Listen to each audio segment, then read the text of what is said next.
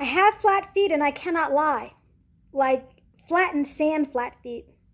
I also flatten the sides of my shoes. Flat feet run in my family, so growing up I didn't think much about it. I just did what I did.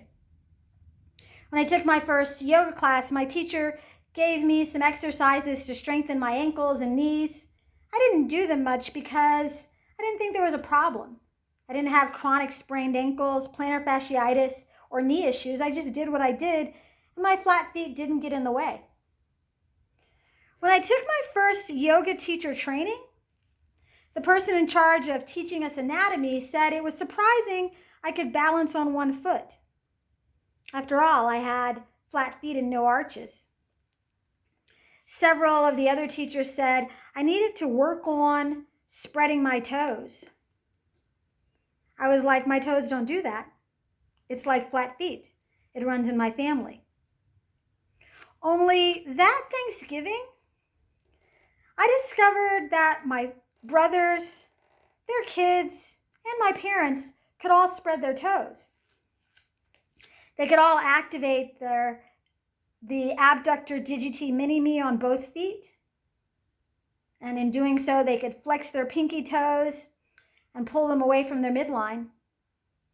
They could all engage their abductor hallucis muscle on both feet, and in doing so, they could flex and abduct their big toes.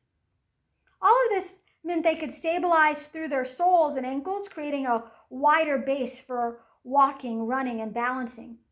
All things I was able to do, it was just a little harder. Energetically, emotionally, and symbolically speaking, the first chakra includes the legs and feet, as well as the adrenals, bones, large intestines. It is often associated with our foundation in life, our first family, tribe, and community of birth, as well as with the necessities of life. Anadea Judith also highlights our ability to be still and grounded, be secure. Carolyn Mace specifically references family or group safety and security, social and familial law and order, as well as our ability to feel at home and to stand up for ourselves. Our foundation in life is connected to what typically supports us as we move through the world. Unless something is really off kilter, physically, mentally, emotionally, and or energetically, we may not think a lot about the little things related to our survival and our ability to stand up for ourselves. We may think, well, everybody struggles. It's true. Everyone struggles with something. But sometimes we forget that some people struggle more than others. More importantly, sometimes when we struggle, we figure out a way to do things despite our challenges, and we forget or don't know that there are things that we could do to make life easier. We forget or don't know that there are people and things, little things we take for granted that could give us more stability. Sometimes we even take for granted the stability that we do have. In his book, Waking, Matthew Sanford wrote about the accident that changed his family, changed his young body, changed his childhood, changed his life. He wrote about being paralyzed from the chest down and how the injuries to his body affected the most basic aspects of his survival. There were certain ways his body worked before that he had never thought about, little things about his survival that he had taken for granted.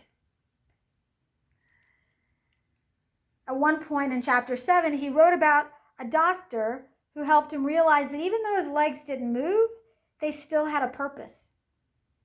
The chapter, like the whole book, is powerful and profound. It's about survival and also about balance. You might read it and think it's just about someone with a spinal cord injury, but the truth is that it's a healing story related to everyone who has a human body. With the creation of mind-body solutions, Matthew Sanford turned a body partially immobilized by trauma into a movement. Sure, it's a movement disguised as a studio, and the studio is all about humanity disguised as yoga. Yoga is a system of better understanding and accessing our mind-body, better understanding and accessing our own humanity. This is my first offering for the 9th annual Kiss My Asana Yogathon that benefits Mind Body Solutions. Let's do yoga, share yoga, and help others.